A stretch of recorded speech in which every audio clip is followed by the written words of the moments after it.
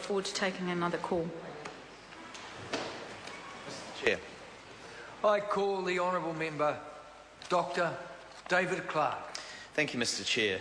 It's a pleasure to rise to speak on this bill, the Financial Markets Conduct Bill. Labor will be supporting this bill. It is a bipartisan approach that's been taken, and that's important because it is actually about the security, stability of our markets. It's a process that has played out over time, as other members have alluded to. And I want to start with the main purposes of the Act, because I think it's important for those who are at home who may not have yet had a chance to familiarise themselves with this document that we start at the beginning. It is a 700-page document. It's a weighty tome. This is double-sided for those at home who haven't had a chance to have a copy in their hands, and printed on each side. Indeed, Ms. Dyson, double-sided. The main purposes of the Act, the Environment spokesperson next to me says, my goodness, thankfully, a smart move printing it on both sides. I'm sure it's available electronically as well for those who are that way inclined. The purposes of the Act are to promote the confident and informed participation of businesses, investors and consumers in the financial markets, that's A, and B, to promote and facilitate the development of fair, efficient and transparent financial markets. Now, those two short sentences explain these 700 pages. That is what this bill is trying to achieve. And it's good to boil it down to that, because those are then the criterion by which we judge the success of the bill over time, to see whether it really plays out in terms of its own purposes. And of course, those of us who accept and believe that markets can work well, I personally believe that markets that are well regulated make excellent servants. They find efficient outcomes, but I have a deep concern when I see poorly regulated markets, or markets that are not regulated at all, because more often than not they produce terrible outcomes. They make terrible masters. So this is an attempt to make sure that our financial markets are properly regulated. It's the proper business of this House to make sure that they are working in the interests of all of our economy, so that it grows over time and we can support the kinds of social services, the health and education services that we want for New Zealanders. There are many other aspects of this government's economic performance that I could comment on that I am less satisfied with, but this is one where there has been a bipartisan approach, where common solutions and agreements have been found in order to ensure that we have a solid foundation for our markets to exchange information, to provide confidence to investors, and to ensure that capital flows toward its best use. And ultimately that's what markets are all about.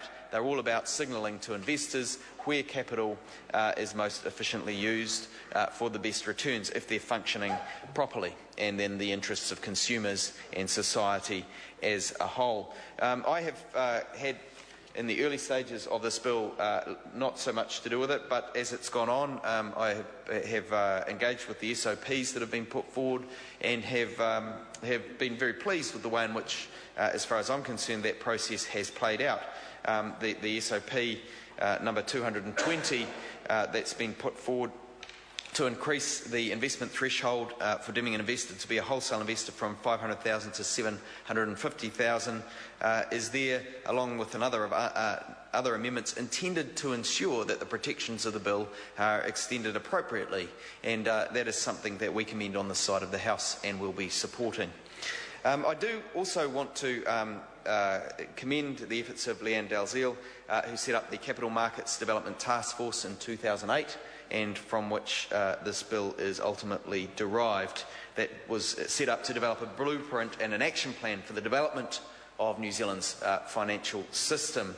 And we're pleased the government is starting to act on the recommendations in the task force's report, one of which was a single market regulator. The Labor government, of course, took a number of measures aimed at strengthening our financial markets, and this process was accelerated by the global financial crisis and the spate of finance company collapses. And I want to speak briefly to the Crown Retail Deposit Guarantee Scheme, because that was one of the things that really triggered a hurry-up of work in this area, and there was an extreme failure of monitoring in that case, and possibly $100 million, we don't know exactly because it's never been properly investigated, of taxpayer money that went astray.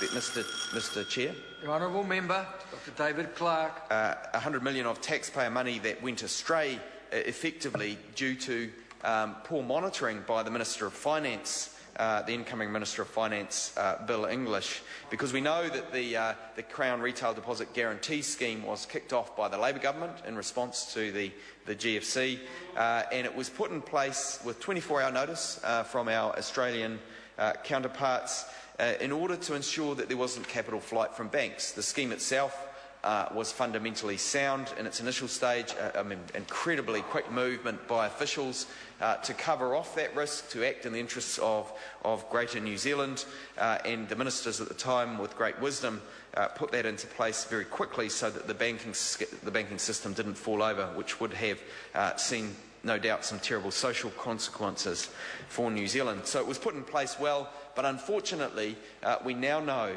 that the Minister of Finance did not follow up adequately and demand the reports necessary to show just how wrong that scheme was going. The unintended consequences of that piece of legislation playing out over time without adequate monitoring are well known to New Zealanders. If I just cite some of them, though, the South Canterbury finance collapse has taken the tally of depositors' money at risk to over $8 billion. And you know, that alone was worth $1.6 billion of taxpayer funds. 61 finance companies failed, and the guarantee of taxpayer money that followed has been a kind of corporate bailout, the likes of which we seldom see in this country. A failure of monitoring. The risks grew and grew and grew and grew because the Minister of Finance didn't keep a lid on it. The return, the high rate of return, attracted investors, and the guarantee of the Crown meant that the deposits were safe for those who put the money in. It is an absolute outrage, as my colleague, the Honourable Trevor Mallard, says, and now there are a host of other things that they can't afford or claim they can't afford, and if we had saved those billions through effective monitoring, or at least several hundred million that could have been avoided through effective monitoring by the Minister of Finance if he had been across his portfolio properly at the time, there are many things that we could have afforded now without getting the country into debt at the rate that this government has been getting it into debt. Mr. Chair. So that particular example is another example of why it is important to have really good financial market regulation. And this bill, in its attempt to make sure that we have clear and transparent reporting requirements, will mean that ma and pa investors see the changes through offer documents. That's the kind of thing that they will see. Prospectuses and investment statements will change. We will have things that are much easier to read, much more accessible, and there will be things kept in the online register, and all of this will make it a market that functions more clearly, where retail investors are protected, but the Crown is not putting taxpayer money at risk in the same way, not having to bail out companies for the failures of either government to regulate properly or through lending that was not signalled appropriately in terms of its risk. It's a substantial bill, as I said at the outset, Mr. Chair, 700 pages, and it is, I think, aptly described as a new one-stop shop for securities law. It's designed to provide a more coherent structure, and the Ministry says that it will bring us closer to Australian law in some places, and that's, in this case, no bad thing.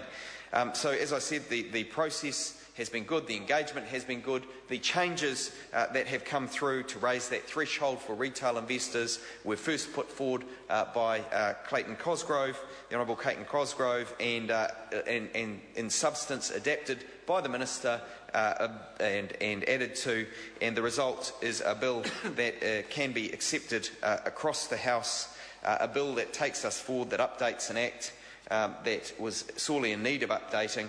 Unfortunately, here we are in urgency passing something that's been on the books for 5 years, and it's the same with the last bill that we had go through, the patents bill. I was out running during the meal break with a friend of mine who's involved in patent law, who saw it as somewhat ironic that this had all been rushed through under the cover of urgency when it had been in the system for 5 years. Again, here we are rushing a bill through under the cover of urgency, all be they worthy bills, worthy of support, but it shows poor management of the House, I think, and that is sad and requires parliamentarians to be here when they could be serving Point of order. Point of order, the Honourable Trevor Mallard. Mr Chairman, I seek leave of the committee for this part and the remaining parts of this bill to be considered as one question, and just to make it clear that I would expect you to restate the question so the clock starts for speeches, so that people could still get their full set of speeches. Thank you very much. Given the nature of the motion, the question now before the committee is that the question... You've got to seek leave first. Oh, any objection to that course of action being taken? There's none. Therefore, the question before the committee is that the question is that parts 1 to 9, schedules 1 to 5 and clauses 1 and 2 stand part. Those in favour, please say aye. Mr Speaker, Mr Chairman. The Honourable Trevor Mallard. Mr Chairman, I wasn't